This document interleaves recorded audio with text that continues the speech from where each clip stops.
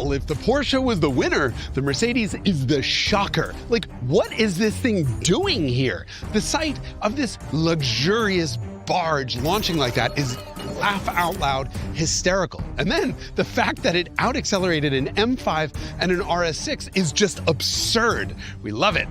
That is complexity for the literal win. Or technically second place. You get the idea. The S-Class pulled off a 2.8 second 0 to 60. This is Lamborghini Aventador territory, even if it is 3/10 behind the Porsche.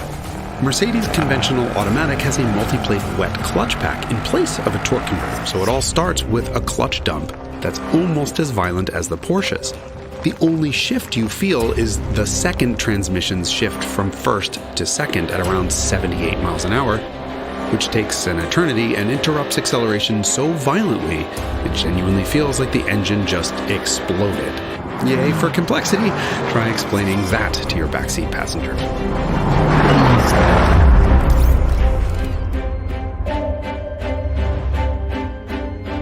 The M5 finishes just a car length behind the Mercedes, but it traps 1 mile an hour faster, so it would soon blow by it. At 11.1, it is, however, a half second behind the last generation M5 CS. That may be because this M5 is a little bit heavier. Okay, a lot heavier, like a scarcely believable 1,300 pounds heavier, but this is a wagon. And in my book, all wagons get bonus time, a head start to make them automatic winners of every single drag race, boop, making me uniquely unqualified to judge a drag race show. And yet, here we are. The M5 gets a fairly sedate launch. At 3.1 seconds, it's the slowest of the 3 to 60 miles an hour. It's also the only one to spin its rear tires off the line, which it does as the suspension hops and shudders. And the shifts are, by a big margin, the slowest of the bunch.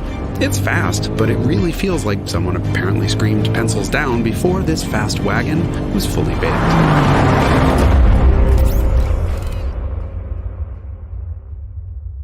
The BMW has the biggest engine of the group, but it makes the least power and torque. However, once you add in the electric motor, it's enough to overcome the chassis tuning deficiencies and eke out a small win against the other wagon here, otherwise known as the other automatic winner because wagon.